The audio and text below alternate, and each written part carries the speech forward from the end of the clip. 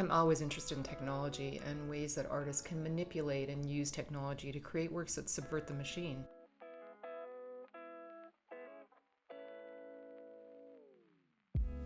Art has impacted my life, and life has impacted my art. In many ways, I almost can't tell which is which.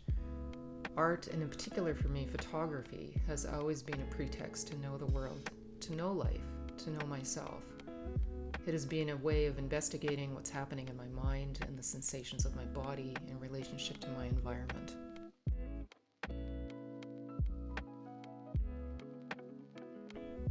I'm always interested in technology and ways that artists can manipulate and use technology to create works that subvert the machine while retaining an ethereal quality.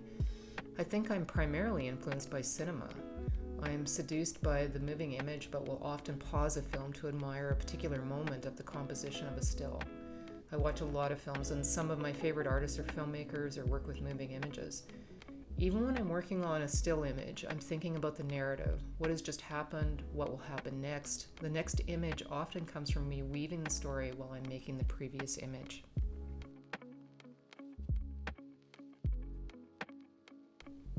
There are so many great women artists, but perhaps I'd say the most fascinating and delightful for me at the moment is Leonore Finney. She never considered herself a surrealist. They were far too sexist. She used fantasy and mythology as a vehicle through which she could subvert some of the male-dominated narratives in Western art that often relegated women to the status of subservient muse. The adjectives that might best describe me are perhaps adventurous, independent, and philosophical.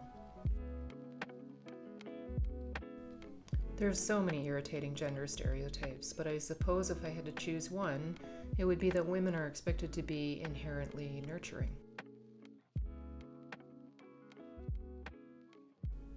I grew up around the cinema and had an avid interest in painting, drawing, printmaking, and photography from a very early age, so it's hard to remember what definitively first intrigued me. However, I think my time spent in the projection booth of the theater had an effect on me, and I've always been interested in a particular kind of moving image. The narrative and strangeness of an image, whether it's still or moving. I remember seeing Steve McQueen's drum roll at the ICA in London in 1999, and I thought he is interested in the texture and poetry of things, in the strangeness of the familiar world. I like that, finding the strangeness in the familiar world.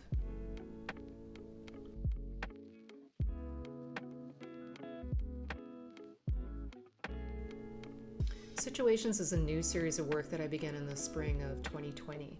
It explores various psychological states of being, using the beach or shoreline as a temporal space where transformation occurs. The figures are situated in natural settings that I photograph in remote, mystically charged locations in Greece. These settings usually include a shoreline or a sea cave, as I see the beach as a liminal site, the transformative space between two temporalities.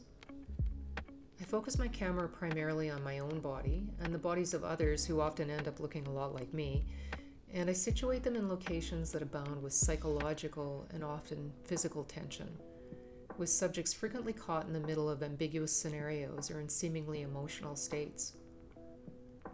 I use light to convey a sense of duration of time, or perhaps timelessness, or an in-between space of protracted temporality. In some of the imagery, the time of day is unidentifiable, fluctuating between sunlight and moonlight, stars in the sky and sun on the waves. I also consider light in my choice of materials.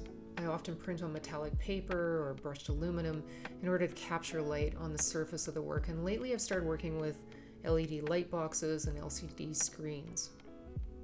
For me, the beach is a mesmeric place. It is the threshold where the intimation of celestial powers is murmured by the vacillation of the tides. The beach is the quintessential liminal zone. It's neither land nor sea, an expanse of precariousness that reverberates with the sound of unpredictable seas, placid, serene, and soporific, or unsettled, chaotic, and disconcerting. It is a margin that unveils a space of intensified sensations that are fleeting, idiosyncratic, and fugitive. It is often a place of naked truth, of judgment, a site of initiation into consciousness.